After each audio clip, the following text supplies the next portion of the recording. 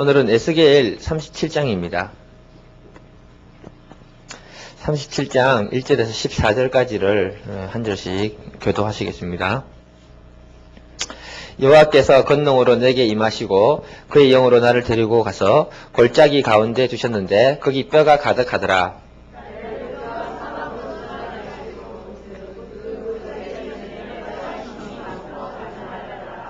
그가 내게 이르되 인자야 이 뼈들이 능히 살 수 있겠느냐 하시기로 내가 대답하되 주 여호와여 주께서 아시나이다.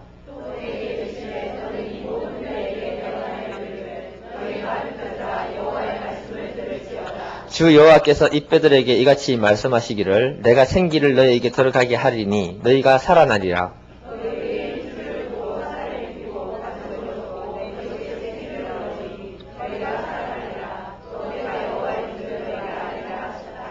이에 내가 명령을 따라 대언하니 대언할 때 소리가 나고 움직이며 이 뼈 저 뼈가 들어맞아 뼈들이 서로 연결되더라.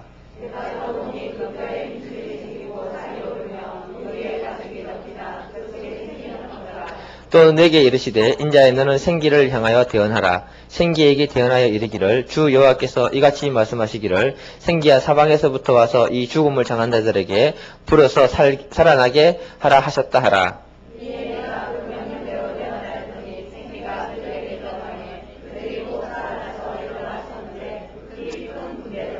또 내게 이르시되 인자야 이 뼈들은 이스라엘 온 족속이라. 그들이 이르기를 우리들의 뼈들이 말랐고 우리의 소망이 없어졌으니 우리는 다 멸절되었다 하느니라.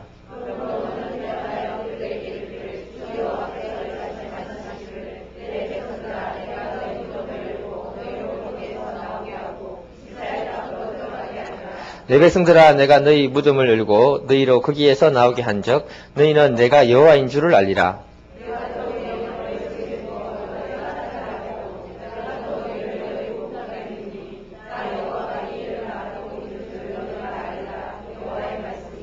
아멘. 오늘 제목 한번 읽어볼게요. 제목, 시작. 아멘. 제목 잡는데 고민을 좀 했습니다. 예. 옛날 어느 상인이 시장 바닥에서 세상에 성공하는 지혜, 사람들이 지위를 얻고 돈을 얻고 출세할 수 있는 방법들을 갖다가 판다고 소리를 질렀어요. 시장에서. 그 사람들이 그 말을 듣고 싶어가지고 지혜를 사기 위해서 몰려들었는데 상인은 그 사람들을 다 불러놓고 말하기 전에 성금으로 다 이렇게 얼마씩 다 받았습니다. 그리고는 한마디 말을 남기고는 유유히 사라졌는데 그 말이 뭐냐면은 말 조심해라. 하고는 사라졌습니다. 예. 이 말이라는 것은요, 굉장한 힘을 가지고 있고요.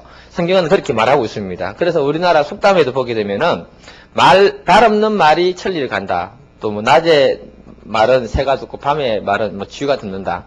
이런 식으로 속담들이 많이 있는데요. 그 말은 뭐냐면 말 조심해라는 뜻입니다. 그래서 한 사람의 인생은요, 자신의 말로 자기를 만들어 간다라고 생각해야 됩니다. 우리 자신을 멋지게 디자인하고 싶으면요, 자기 자신에 대해서 굉장히 멋진 말을 믿음으로 많이 해야 됩니다. 예. 굉장히 저는 많이 하고 있거든요. 산에 다니면서. 경주가 좋아요. 여러분, 우리가 있잖아요. 믿음으로 승리하는 말을 할 때 내가 믿음으로 승리할 수 있는 사람이 됩니다. 예. 여러분, 자녀들에게 계속 안 되는 얘기 해보세요. 그거 안 됩니다. 잘 되는 얘기를 계속 믿음으로 해줘야 걔가 잘 되게 돼 있어요. 여러분, 미국의 LA 가보게 되면은 수동교회를 세웠던 로버트 슐러 목사님이 있는데, 이 목사님은 그 교회를 전체를 유리로 다 지었어요, 이렇게. 밖에서 보면 수동처럼 반짝반짝반짝 빛납니다. 근데 이분이, 무슨 책을 썼냐면요, 불가능은 없다는 책을 쓰시면서, 이분은 믿음 안에서는 불가능이 없다는 말을 늘 선포하고 다녔습니다. 그러면서 이분이 교회를 세울 때, 그 수동교회를 세울 때 예배당 입구를 들어올 때요, 무슨 문구를 써놨냐면은, 이 문 안에 들어오는 사람은 모두 긍정적인 말을 하시고, 긍정적인 말이 아니면 입을 다물고 계시오. 말하지 마시오. 네, 이거를 써놨습니다. 근데 이분이 있잖아요, 목회할 때 1만 명, 미국에서 1만 명이라면요, 대단한 겁니다, 여러분. 예. 경주촌에 있으면 놀라지도 않네요. 1만 명은요, 대단한 겁니다. 그 큰 사역을 하시고요. 그리고 은퇴하셨습니다. 근데 은퇴할 때 조금 문제가 있었는데, 아들에게 이제 세습을 하고 갔는데, 근데 그 아들이 아버지의 영성을 따라가지 못하다 보니까 이 교인들이 하나둘 떠나갔습니다. 그러다 보니까 교회가 유지가 안 돼가지고 법원에 파산 신청을 내고 천주교회 교회가 팔렸습니다. 예, 그런 안타까운 일이 있었지만 하여튼 이분은 뭐냐면은 믿음으로 불가능한 것이 없다는 것을 늘 선포하고 교인들에게 가르쳤다는 것입니다. 여러분 제가 여러 번 믿음의 선포에 대해서 말씀을 전한 적이 있는데요. 물론 여기 처음 듣는 분도 있겠지만 새해가 되면서 있잖아요. 우리가 가장 중요한 것은 뭐냐면은 소망과 절망이 가득한 내 자신을 바라보고 절망할 것이 아니라 그 속에 믿음으로 선포하는 믿음이 내게 있어야 한다는 것입니다. 제가 새해가 시작하면서 금요일마다 말씀을 전할 때 나름대로 계획을 세워놓고 3주 동안 전했어요. 이게는 이제 금요일날 전하려고 했던 연속 순상에 있는 건데요. 첫 번째로 했던 게 말씀을 기준으로 삼아서 우리 인생은 나아가야 된다는 것을 말했고요. 그 다음에 두 번째는 정말 야베스처럼 한번 운명을 바꿔보고자 하는 간절한 기도가 우리에게 있어야 된다. 그러면서 미래적인 기도를 하라고 이렇게 말씀드렸고요. 그 지난주에는 뭐냐면 신앙의 에티켓에 대해서 한번 얘기했습니다. 새해를 시작하면서 우리 안에 작은 누룩이 내 축복을 가로막기 때문에 그런 작은 누룩 들어갔다가 제거하는 기도를 하고 새해를 시작하는 게 믿음의 사람으로서 그게 에티켓이 아닌가라고 이렇게 말했습니다. 그렇게 했다면 오늘 얘기하고자 하는 게 뭐냐면요. 그렇게 했다면 내 삶에 가장 소망이 없는 곳에 가장 힘들어하는 그곳에 믿음으로 선포하면서 뚫어지는 역사를 위해서 기도하셔야 된다는 것입니다. 내가 믿음으로 선포할 수 있다는 것은 내 마음 안에 하나님 말씀과 믿음이 있다는 것입니다. 그리고 그 문제를 해결하고자 하는 강력한 소원과 열망이 있어야만이 그 일을 할 수 있는 겁니다. 그래서 이 뭐냐면은 우리가 그런 순서적인 것이 다 되고 난다면은요, 그 사람이 가지고 있는 그 믿음을 가지고 권세 있게 강력하게 선포하는 믿음이 내 안에 있어야 되는 겁니다. 그러면 환경이 변화되고 바뀌게 되는 것을 보게 될 것입니다.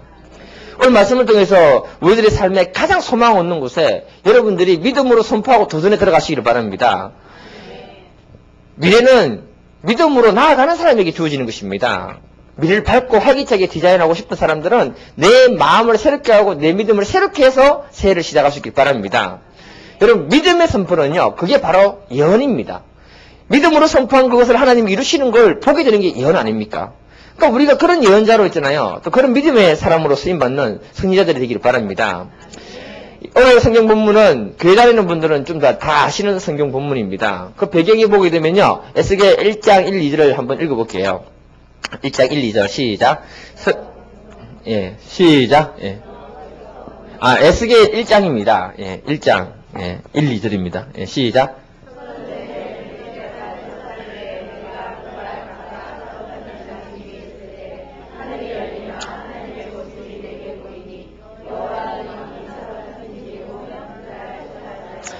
일절에 보면 30째 해라고 하는데요. 주석을 보면은 여러 가지 의견들이 많이 있는데, 많은 분들이 뭐라고 하냐면은, 에스겔이 포로로 끌려가지고 30살이 되었을 때에 하나님이 이를 찾아왔다라고 이렇게 얘기하고 있습니다. 굉장히 에스겔이 젊은 선지자였습니다. 1차 바벨론 포로 때 이 사람이 끌려왔는데요. 그때 다니엘이나 에스겔이나 이런 사람들이 끌려왔습니다. 근데 이때 끌려올 때는 주로 어떤 사람들이 끌려왔냐면은 예루살렘에 있는 귀족들하고요. 그리고 바벨론으로 데리고 포로로 끌고 가면은 일 잘할 수 있는 우스타들, 그 장인들을 다 데리고 왔습니다. 쓸만한 사람은 다 끌고 갔습니다. 근데 이 사람이 에스겔이 어디 있었냐면 그발 강가에 있었다고 하는데, 이 그발 강가라는 것은 유프라테스 강 하류에 보게 되면은 운하를 공사하는 그쪽 지역입니다. 그때 여호와긴 왕이 2차 바벨론 포로로 끌려왔는데 5년째 됐을 때 성령이 임하면서 하나님이 그를 특별한 선지자로 하나님이 사용하기 시작했다라고 본문이 기록하고 있는 겁니다. 그러니까 이 에스겔 선지서를 보게 되면요, 이스라엘 백성들의 영적인 상태라든지, 그리고 이 사람들의 육적인 상태라든지, 또 바벨론 포로로 끌려와서 예루살렘은 초토화되어 있는 상태라든지, 앞을 보도 절망이고 뒤를 보도 절망이고, 그래 됩니다. 옛날에 르망이 있었죠. 르망이라는 차가 있었잖아요. 르망. 그 앞을 보면은 절망이고 뒤를 보면은 뭐 사망이고 뭐 그런 말이 있었습니다. 너무 서운합니까? 그렇습니다. 그러니까 이 사람들 입장에서 볼 때는요, 소망은 전혀 없다는 것을 얘기하고 있는 겁니다. 이런 이스라엘의 영적인 육적인 상태를 대변하는 말씀이 오늘 에스겔 37장에 있는 말씀입니다. 그들은 소망도 없고요, 희망도 없고요, 절망적인 상태에서 하나님이 그들에게 소망과 희망을 불어넣어주는 게 오늘 본문 말씀인 것입니다. 그래서 우리 오늘 말씀을 통해서 마른뼈와 같이 소망 없는 사람들이 하나님 말씀이 그 사람들의 심령 가운데 들려짐으로 인해 가지고 살아나는 역사가 있기를 기도드립니다. 그러려면 첫 번째 한번 따라해 보세요. 소망이 없는 사람일수록 하나님 말씀을 들어라. 네. 이 오늘 본문을 자세히 보게 되면요, 하나님이 에스겔을 환상으로 마른 뼈가 가득한 골짜기를 운대했습니다. 그런데 뼈들을 보니까 시간이 너무 오래돼가지고요, 뼈들이 퍼석퍼석한 거예요. 생기가 없는. 예. 여러분, 이런 상황을 갖다가 뭐냐면은 어떤 것도 기대할 수 없는 그런 상황이라고 얘기하는 겁니다. 그런데 하나님이 3절에 짓궂게 질문하는 게 뭐냐면은, 그가 이르시되 인자야, 이 뼈들이 능히 살 수 있겠느냐 하기로 내가 대답하되 주 여호와여 주께서 아시나이다. 이게 무슨 말이냐면요, 뼈들이 살겠냐고 물었을 때, 여러분 인간적으로 뼈들도 있는 뼈도 생기가 있는 게 아니고 퍼석퍼석한 뼈인데 살겠냐고 물었을 때 살겠습니다는 믿음의 말이 잘 나오겠습니까? 그런데 못 살겠습니다라고 하면은 불신적인 말을 하고 하나님한테 한 소리 들을 것 같으니까 주님이 아십니다라고 한 거예요. 예. 여러분, 이게 정말 우리가 소망이 없거나 있잖아요. 소망이 없는 상황 속에 있게 되면요, 믿음의 사람이라 할지라도 믿음의 말이 잘 안 나옵니다, 여러분. 예.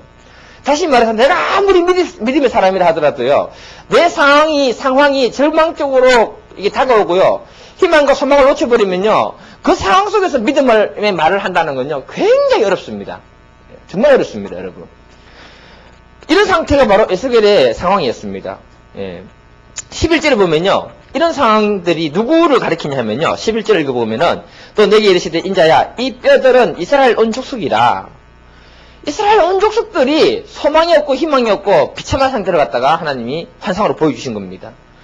지금 에스겔이 보고 있는 이 절망적인 상황이 있잖아요. 이스라엘 백성들의 현재 상황이지만은 오늘날 이 시대를 살아가는 저와 여러분들에게도 이런 절망적인 상황이 너무나 많다는 사실을 기억해야 됩니다. 이때 하나님 말씀하십니다. 4절을 보면요, 내게 이르시되 너는 이 모든 뼈에게 대언하여 이르기를 너희 마른 뼈들아 여호와의 말씀을 들을지어다. 하나님이 소망이 없는 그 마른 뼈를 향해서 했잖아요. 하나님 말씀을 들으라고 얘기합니다. 여러분, 하나님 말씀을 들으면요, 5절부터 6절 넘어가면은 생기가 돋아나고 힘줄과 근육이 생기면서 살아나게 된다고 했습니다. 여러분, 내가 생각했던 것들이 잘 되지 않고요, 내가 소망했던 것들이 무너지고요, 절망이 찾아왔을 때요, 우리가 그때 다른 소리를 듣게 되면 오히려 우리의 신앙이 흔들리고 우리가 그 절망 가운데 빠진다는 사실을 기억하셔야 됩니다. 그럴 때일수록 우리는 더욱더 믿음의 말을 들어야 되고 하나님의 말씀을 들어야 할 줄 믿습니다. 로마서 10장 17절을 보게 되면 그러므로 믿음은 들음에서 나고 들음은 그리스도의 말씀으로 말미암았다라고 얘기하고 있습니다. 우리가 절망이 되고 낙심이 되고 어려울 때일수록 하나님 말씀을 듣고 그 말씀이 내 영혼을 살리는 역사를 했을 때 내가 희망과 소망을 가지게 되는 줄 믿습니다. 여러분, 우리들은요 굉장히 연약한 존재들입니다. 내 상황과 형편이 힘들어지면요 진리의 말씀보다는요 다른 사람들의 말이 내 귀에 더 쉽게 들어옵니다. 근데 재밌는 건 뭐냐면요, 비진리되는 그 말이 내 마음에 들어오면요 그때부터 내 마음은 불안해지고 두려워지고 염려가 생기는 겁니다. 그럼 그때부터 뭐냐면은 사람은 머리가 빠르거든요. 대책을 세워야 됩니다. 머리가 핑 돌아가기 때문에. 그때부터는 머리 회전이 빠르면서 굉장히 몸도 바빠집니다. 예. 그러다 보면 내 마음이 얼마나 급해지는지 모릅니다. 그런데 여러분, 진리 대신 하나님의 말씀이 내 심령에 들어오게 되면요 상황과 형편은 변함이 없지만 하나님이 내 안에 평안을 주시고요, 두려움을 거두어 가시고요, 근심을 거두어 가신다는 것입니다. 진리가 비진리를 쫓아냅니다, 여러분. 그래서 요한복음 8장 32절에 보면 진리를 알지니 진리가 너희를 자유케 하리라. 예. 여러분, 하나님 말씀이 우리를 살리는 줄 저는 믿습니다. 예수님이 죽은 나사로를 살리기 위해서 찾아갑니다. 그런데 죽은 지 이미 4일이 지났어요. 그런데 주님이 뭐라고 하냐면 요한복음 11장 25, 26절에 보면은 예수께서 이르시되 나는 부활이요 생명이요 생명이니 나를 믿는 자는 죽어도 살겠고 무릇 살아서 나를 믿는 자는 영원히 죽지 아니하리라. 너가 이것을 믿느냐? 이렇게 마르다에게 물었을 때 마르다가 믿습니다 했습니다. 그리고는 오빠가 있는 무덤 앞에 갔습니다. 근데 예수님이 뭐라고 하냐면은 무덤 앞에 있는 돌을 옮겨 놓아라. 그렇게 얘기합니다. 근데 마르다 입장에서 볼 때 죽은 지 4일이나 지났는데 시체를 먹는 돌을 갖다가 굴려 놓으라는 하니까 마리아 입장에서는 죽음이라는 최고의 절망 앞에 서 있는데 불가능한 말을 갖다가 예수님 하시는 겁니다. 그래서 안 된다라고 했어요. 그러니까 요한복음 11장 40절에 보면 예수님이 뭐라고 하냐면은 너가 내 말을 믿으면 하나님의 영광을 버리려 하지 않았느냐? 책망을 합니다, 여러분. 여러분, 우리는 절망적인 상황 속에서는요 믿음이 쉽게 발동이 안 됩니다. 그럼에도 불구하고 하나님의 말씀 앞에 순종해서 움직일 수 있는 믿음이 내 안에 들어올 수 있도록 기도해야 되는 겁니다. 주님은 죽은 나사로를 향해서 뭐라 했느냐? 나사로야 나와라 이랬습니다, 여러분. 선포했습니다. 그랬더니 죽은 지 4일 만에 지난 나사로가 걸어 나왔거든요. 이 말은 뭘 의미하냐면 어떤 절망 가운데 있는 사람이라 할지라도 하나님 음성을 듣고 말씀을 들으면 살아난다는 것입니다, 여러분. 여러분, 우리가 어떤 절망과 환경 가운데 놓여 있을지라도 하나님 말씀을 듣고 그 안에 믿음이 생기면 그 사람은 절망에 빠지지 않고 희망을 잃어버리지 않게 되는 것입니다. 하나님 말씀을 안 듣기 때문에 더 절망하고 더 하나님과 멀어지는 것입니다. 여러분, 왜 예수님이 나사로야 나오라 했을까요?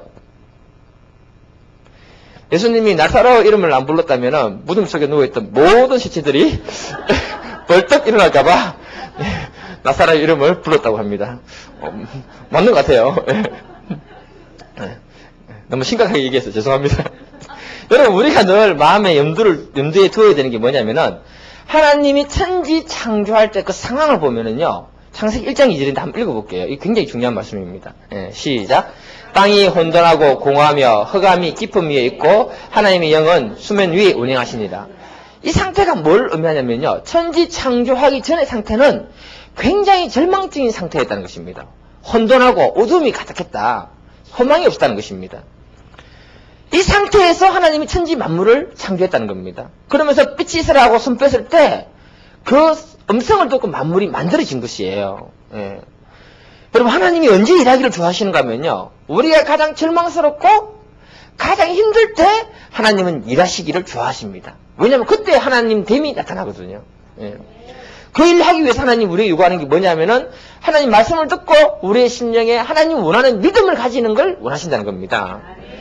그 속에서 하나님은요, 일을 시작하는 겁니다.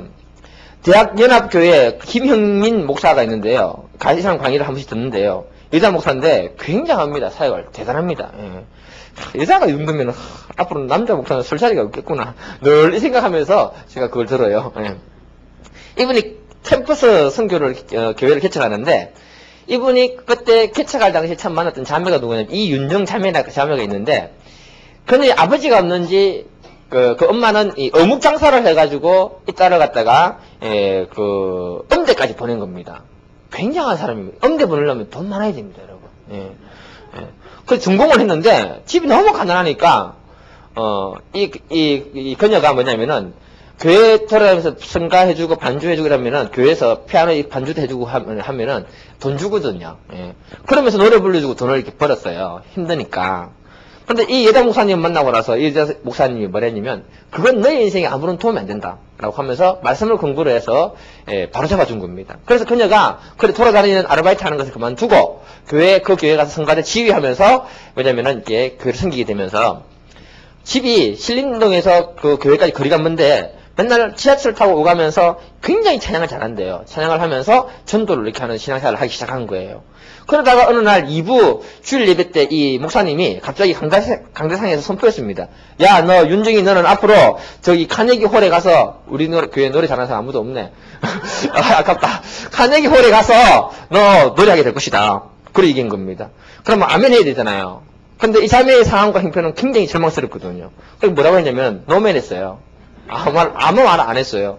그러니까 뭐라고 했냐면은 조수미는 아무나 되나요?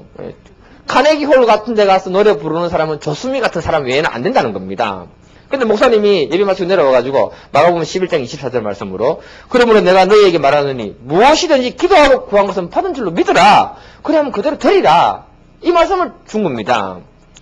예수님이 십자가가 우리의 과거와 현재와 미래에 있는 모든 죄까지 다 용서하시고 다 이루었다고 했는데 너는 미래에 우리의 소망이 되는 그것을 이루신 하나님을 바라보면서 믿음으로 아멘도 못하냐 바보야. 이만 제 말입니다. 예. 그렇게 얘기를 했더니 자매가 그때 아멘 한 거예요. 그래서 이 자매가 뭐라고 이제 얘기했냐면은 만일에 이제 콩쿨 대회에 나가서 1등만 하면은 하나님께 상금의 반은 바치겠습니다. 예, 우리 교회 이런 분이 많이 나오길 바랍니다. 그래 했더니 그때부터 놀라운 기적이 일어나기 시작한 거예요. KBS에서 하는 콩쿨이라든지 한미 콩쿠르라든지 음정행 콩쿠르 이런 게 있는가 봐요. 잘 모르는데 그것에서 다 1등을 한 겁니다. 그리고는 세계 5대 콩쿠르 중에 하나가 뭐냐면 마리아 칼라스인가, 콩쿠르. 예, 예. 예. 뭐, 그런데, 저 노래 몰라요. 예. 노래를 모르기 때문에 관심 없습니다. 그런데, 오자로 이 얘기를 해가지고. 그 콩쿠르 대회를 나가게 된 거예요. 세계 5대 콩쿠르 대회인데. 그래가지고 어떻게 해서 결승전까지 간 거예요. 결승전까지만 가도요, 대단한 거랍니다, 이거. 그런데 정말 기적이 일어난 게 뭐냐면은, 그 다음날에 결승전인데, 전날에 감기에 걸려가지고 목이 완전히 잠겨버리는 거예요. 그래서 그녀는 주님의 십자가에서 다 이뤘다는 사실을 믿고 그걸 바라보면서 조용히 감사와 찬양의 기도를 계속 2시간 동안 했다고 합니다. 2시간 동안 찬양을 쭉 하는 순간에 여러분 그거 알죠? 최고의 기도와 최고의 찬양은 감사와 찬양의 기도라는 사실 아시죠? 예, 그것만큼 강력한 건 없습니다. 2시간 정도 열심히 찬양을 하다 보니까 목이 뻥 뚫리더래요. 그리고 있잖아요. 성령이 그 마음을 주고 나니까 평안이 쫙 들어오면서 있잖아요. 1등 해야겠다는 생각도 다 내려놓고요. 오직 결승전에 서서 하나님께 영광을 돌리겠다는 생각만 가득하게 된 겁니다. 그리고는 전 세계 사람들이 다 와서, 유명한 사람들이 다 와서 듣고 평가하는 곳이잖아요. 그러니까 얼마나 떨리겠습니까? 여러분 몇 명 안 되는 사람 앞에서도 떨리는데. 맞나? 예.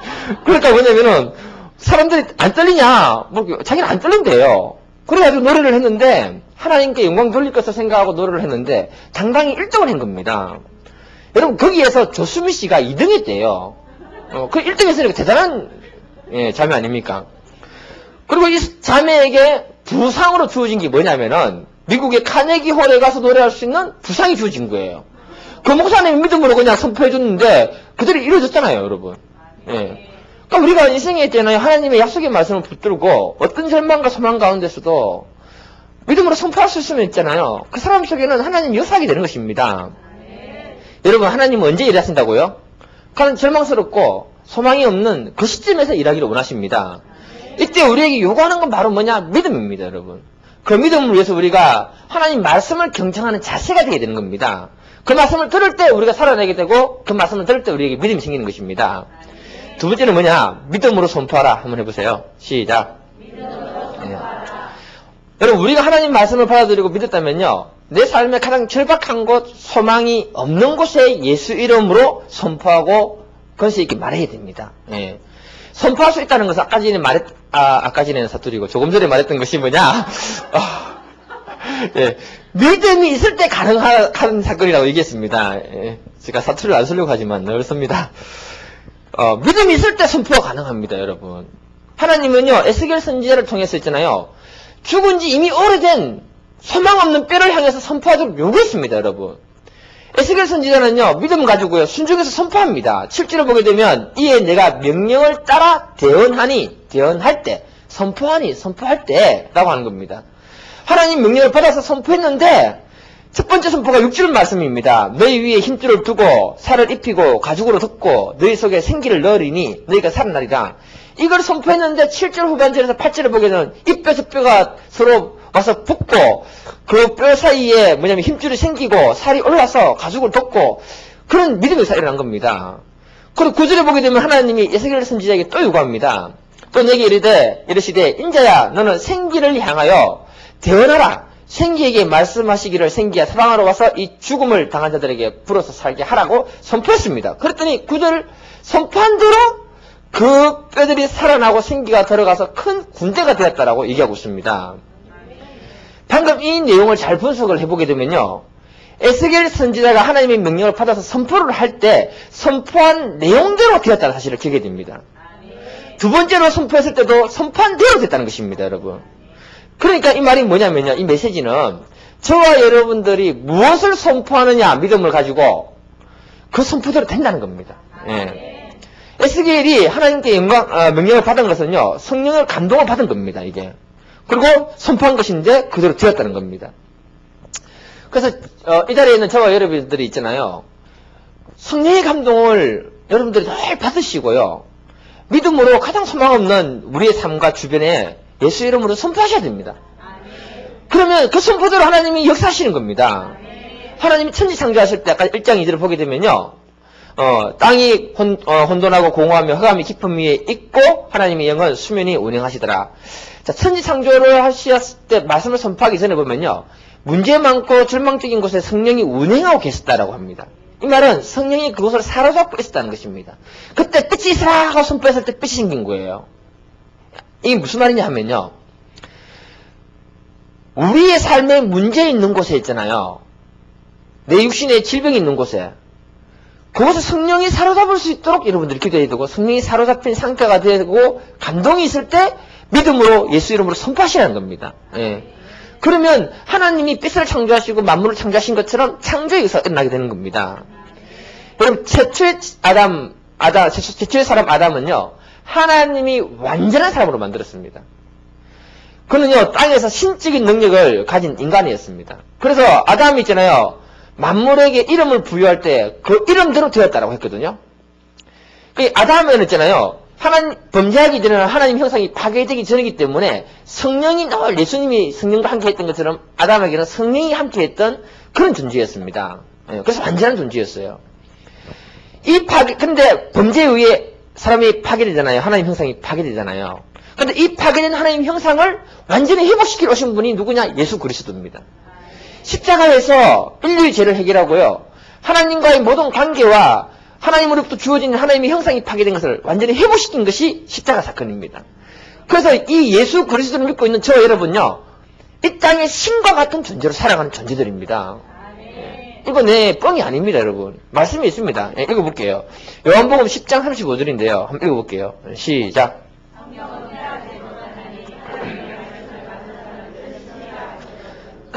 하나님 말씀을 받은 사람은 신이다 했던 게 뭐냐면은, 하나님 말씀은 하나님이잖아요.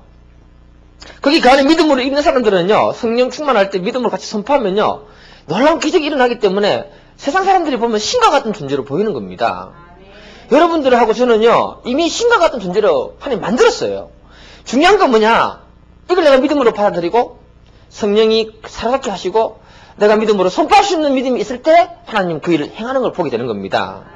이게 중요한 겁니다, 여러분. 사람의 말에는요, 세 가지 힘이 있다고 전에 내가 말씀드린 적이 있는데요. 첫 번째가 뭐냐? 견인력입니다. 사람은요, 말을 하면요, 끌려오든지 끌려가든지 둘 중 하나가 됩니다. 예를 들면은, 죽고 싶다 하면요, 죽으러 가든지 죽음이 오든지 둘 중 하나가 됩니다. 절대 그 말을 하면 안 됩니다. 아멘 안 하시네요. 예, 중요합니다. 예. 두 번째는요, 사람의 말은요, 뇌에 각인시키는 각인력이 있습니다, 여러분. 우리가 뇌가 세포가 한 50억 개 정도인데요. 굉장히 좀 많대요. 몇 개인지 모르겠지만. 그런데 우리가 말을 하는 순간에 그걸 세포가 기억하고요, 각인시킨대요. 근데 참 재밌는 건 뭐냐? 사람은 있잖아요, 좋은 말은 마음에 잘 기억을 안 하고 자기에게 상처 주고 어려움 줬던 사람들의 말은 두고두고 각인하고 있습니다. 참 보자면서. 그러면 안 되고요. 믿음으로 하나님 말씀을 각인하는 입술이 돼야 됩니다. 그런데 그 사람을 통해서 살리는 의사가 일어나는 거예요. 세 번째는 뭐냐면 말은요, 성취력과 파괴를 가지고 있습니다. 우리가 하는 말은 굉장한 파워를 가지고 있습니다. 그래서 잠언 18장 21절에 보면 죽고 사는 것은 혀의 권세에 달렸나니 혀쓰기를 좋아하는 자는 혀의 열매를 먹을 것이다. 한번 따라해 볼게요. 죽고 사는 것은 말의 권세에 달렸다. 우리가 무슨 말을 하느냐, 그 열매를 먹게 된다는 것입니다. 여러분, 우리가 자기 말로 자신과 주변 사람들을 살리는 역사를 일으키시기를 바랍니다. 반대로 내 말로 나와 자신과 주변 사람을 죽여버리면요, 굉장히 불행합니다, 여러분. 말한 대로 되기 때문에 그 열매를 받아먹는다는 사실을 잘 기억해야 됩니다. 오늘 본문에서 에스겔 선지자를 통해서 살리는 말을 선포했는데요, 그때 큰 군대가 살아나더라, 이렇게 말하고 있습니다.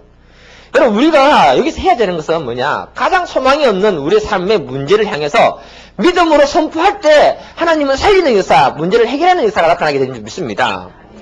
예수 그리스도가 십자가에서 나를 새롭게 했다는 그 사실을 우리가 믿어야 됩니다, 여러분. 나의 삶에 꼭 필요한 부분은 있잖아요, 하나님 말씀을 내 안에 받아들여야 됩니다. 예. 오늘 설교의 연장선으로 내가 주일날 하려고 준비하고 있거든요. 굉장히 중요합니다. 하나님 말씀이 내 안에 없으면요, 빈깍지입니다. 빈깍지. 그 사람을 통해서는 아무것도 나타나지 않습니다, 여러분.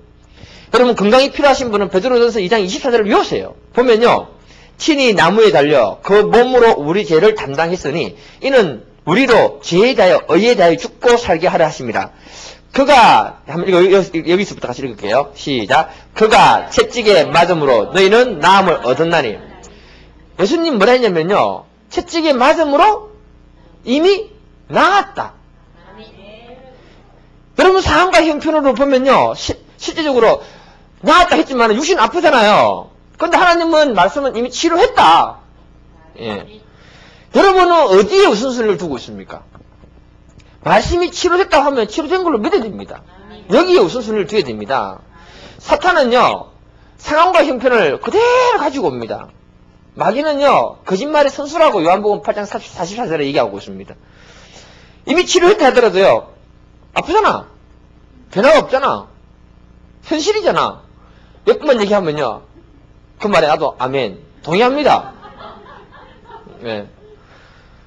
말씀을 의지했었잖아요. 질병 치유됐다라고 그때 말할 수 있는 믿음이 있어야 되는데요. 현실하고 믿음하고는 굉장히 거리가 멉니다. 그래서 우리는요. 하나님 능력을 경험하지 못하는 거예요. 우선순위를 말씀 위에 두시기를 바랍니다. 이 말 듣고 주님이 있잖아요. 십자가에서 치료하셨는데 내가 치료했다라고 얘기하면요. 치유하는 경험하게 됩니다. 방금 전에 얘기했던 김형민 여자 목사에 대해서 얘기했는데 이 여자분이 신장질환을 가지고 있대요. 이 사람이 동맥에 문제가 있고요. 신장 판막에 문제가 있다고 합니다. 근데 이 사람이 전 세계를 돌아다니면서 집회를 하는 거예요. 대단한 여자입니다. 50대인데요. 근데 이 성령 충만한 사람이고요. 몸에 이상이 있어서 병원에 갔더니 의사 선생님이 뭐라고 하느냐. 신장 동맥에 문제가 있어서 언제 신장마비로 죽을지 모른다. 그 얘기한 거예요. 이 말 듣고 이분은 나와서 뭐라고 했냐면은 주님이 이미 십자가에서 다 치료하셨는데 뭐. 그리고 심장질환은 물러가라. 선포했어요. 예수 이름으로. 그리고 6개월 후에 다시 병원에 갔습니다. 나왔을까요? 안 나왔을까요? 안 났습니다. 예. 근데 그 말로 할 줄 알았습니다. 예. 가니까 이번에 가니까 신장 판막에 문제가 있대요. 피가 역류한대요. 네. 빨리 수술을 해야 된대요. 그 수술하려면 굉장히 복잡하대요. 거의 내사 상태로 만들어 놓고 그리고 심장 수술을 들어가야 된대요. 그러다가 죽는 사람 많답니다. 예. 그래 죽거나 이래 죽거나 죽는 건 똑같다. 그리고 뭐 그분은 나왔어요. 그러면서 또 얘기했어요. 사탄아 거짓말하지 마라. 이미 주님이 치유됐다고 말씀하셨다. 그리고 신장한테 뭐라고 얘기했냐면은 너는 왜 하나님 말씀의 법에 순종하지 않냐? 말씀의 법에 순종하라. 그래서 선포했대요. 예. 그리고 또 6개월 후에 병원에 갔습니다. 의사 선생님이 병원을 왜 가는지 몰라. 신장동맥이 보더니 신장동맥이 이상하게 정상이 됐다는 거예요. 정말 희한하대요. 그래서 물었어요. 그러면 판막은 어때요? 했더니 판막은 완전히 새롭게 됐네요. 당신이 완전히 새 사람 됐습니다. 이렇게 얘기한 거예요. 이게 있잖아요. 상황과 형편은 아니지만 하나님 말씀의 우선순위를 뒀기 때문에 이런 믿음이 일어난 겁니다. 여러분 우리는 다른 사람의 말을 잘 받아들이면서요. 우리 앞에 기록되어 있는 하나님 말씀은 읽고 듣고 해도 그 말씀 위에 우선순위를 안 둡니다. 여러분. 그래서 내 삶에 하나님이 기적을 일으키지 않고요. 하나님의 역사 나타나지 않는 것입니다. 사람이 있잖아요. 말씀 앞에 우선순위를 두를 수 있다는 건요. 그건 굉장한 것입니다. 그래서 우리는 예수 이름 권세를 믿고 그 말씀을 의지해서 선포할 때 하나님은 그 사람의 믿음을 보는 겁니다. 우리의 삶에 가난과 저주가 따라다니면요. 성경에 한번 읽어보세요. 얼마나 풍성케 하러 왔다. 저주를 감당하러 왔다. 이 말 얼마나 많습니까? 고린도후서 8장 9절 한번 읽어볼게요. 네, 시작.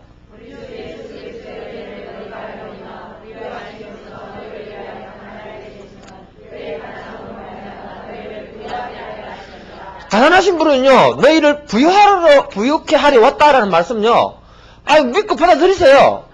그리고 여러분 삶의 실제로 적용시키면서 선포하세요. 여러분, 우리의 사업장과 우리의 가족과 우리의 자녀들을 했던 교회 위에 있잖아요. 성령이 살아갔고요. 그 말씀의 능력이 나타나시도록 내가 믿음으로 선포하고 기도하고 나아가는 게 필요한 겁니다. 적극적으로 해야 됩니다, 여러분. 여러분, 치유와 축복은 하나님이 우리에게 주는 겁니다. 그런 역사를 하나님은요, 사람을 통해서 이렇게 역사를 합니다. 그래서 여러분들이 하나님께 여러분들의 믿음을 적극적으로 보일 필요가 있습니다, 여러분. 그 방법적으로요, 하나가 뭐냐면은, 우리 목사님을 굉장히 많이 괴롭혀야 됩니다. 괴롭힌다는 게 다른 게 아니라, 적극적으로 기도 받으러 와야 됩니다. 기도해달라 해야 되고요. 그게 믿음의 표현입니다, 여러분. 예. 한 번 해도 안 되면요, 2번 해야 되고요. 2번 해도 안 되면요, 10번 하고, 안 되면 20번 하면 되죠. 예. 여러분 그거 아세요? 내가 진리의 말씀을 붙들고 포기하지 않는 다음에는요, 하나님도 포기하지 않습니다. 그런데 내가 진리의 말씀 붙들지도 않고요, 포기해버리면요, 하나님도 포기하십니다. 방법이 없습니다. 여러분, 적극적으로 기도받으시고 여러분들의 믿음 표현하세요. 나한테도 오세요.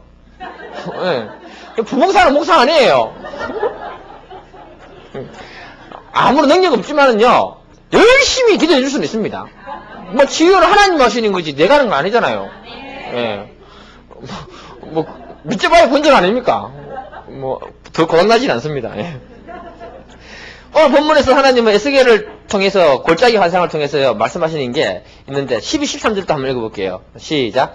그러므로 너는 대언하여 그들에게 이르기를, 주 여호와께서 이같이 말씀하시기를, 내 백성들아, 내가 너희 무덤을 열고, 너희를 거기로 나오게 하고, 이스라엘 땅으로 들어가게 하리라. 내 백성들아, 내가 너희 무덤을 열고, 거기에 나오게 한즉, 너희는 내가 여호와인 줄을 알리라. 아멘. 아이고, 그걸 또 못 읽네. 하나님은요, 두 번씩이나 그들의 절망스러운 무덤을 열어서 축복의 땅, 이스라엘 땅으로 돌아가게 하고, 그런 역사를 통해서 내가 하나님됨을 너희들은 알게 될 것이다. 라고 말씀하십니다. 이 예언이 나중에 고레스왕 때 실현됩니다, 여러분. 이 말씀이 요구하는 것은 뭐냐면요, 소망이 없는 삶의 현실 속에서 절망하지 말고, 미래를 믿음으로 바라보고 선포하라는 것입니다.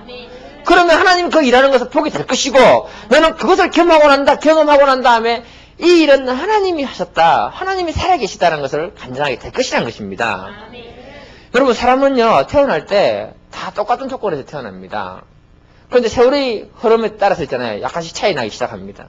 그러다가 어느 정점을 치고 나면요, 사람은 다 정점이 있습니다. 정점을 치고 나면요, 그때부터 내리막인데요, 다시 비슷한 조건으로 이제 비슷한 조건으로 가기 시작합니다. 예, 똑같은 조건으로. 여러분, 여자가 아무리 이뻐봐도요, 나이 먹으면요, 얼굴이 아래로 내려옵니다. 예, 복도수 맞잖아요. 처지지 않게 하기 위해서 가슴도 이리 처지고요. 너무 노골적으로 얘기했습니까? 예, 젊음이 좋은 겁니다. 예. 그러면 있잖아요, 똑같아요. 이쁜 것도 없어요. 60 넘어가면요, 배운 사람이나 못 배운 사람이나 똑같습니다, 여러분. 돌아서면 금방쯤으로 잊어버리고, 돌아서면 금방 잊어버리고. 예. 배웠던 거 다 잊어버립니다. 예. 70이 넘어가면요, 건강도 비슷해지는 거 알죠? 70 넘어가면요, 대부분이 병원하고 친구가 됩니다. 예. 그리고요, 거의 다 장애인 됩니다. 어디 성한 곳이 하나도 없습니다. 예. 무릎 아프고, 허리 아프고, 다 아픕니다. 예. 80대면요, 집에 누워있는 사람이나, 간속에 누워있는 사람이나, 별 차이 없다고 합니다. 예. 제가 이 말을 하려는 게 아니고요.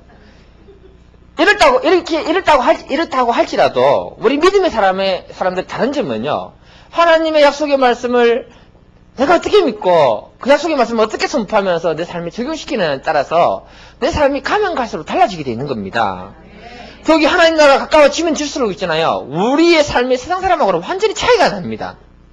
여러분, 그게 없으면요, 어떻게 예수 믿는 사람을 할 수 있겠습니까? 하나님은 죽은 자를 살릴 뿐만 아니라 소망이 없는 곳에 소망을 주고 희망을 주시고 살리는 역사를 일으키는 겁니다. 그래서 80이 되고 90이 돼서 다 병원이 내 친구라 할지라도요, 우리는요, 믿음 말씀을 가지고 선포하면서 살 때 하나님 나라 갈 때까지 건강하게 살다가 할 수 있는 그런 축복된 존재로 하나님 만들어 주셨습니다. 안 그러면 이 말씀 안 믿으면은 세상 사람하고 똑같이 병원은 나의 친구 되는 거 아닙니까? 우리가 이 말씀을 적극적으로 하나님께 이렇게 말씀을 받아들이고요, 우리 믿음을 적극적으로 하나님께 보여야 됩니다, 여러분. 그리고 여러분들이 오늘 이 밤에 기도할 때요,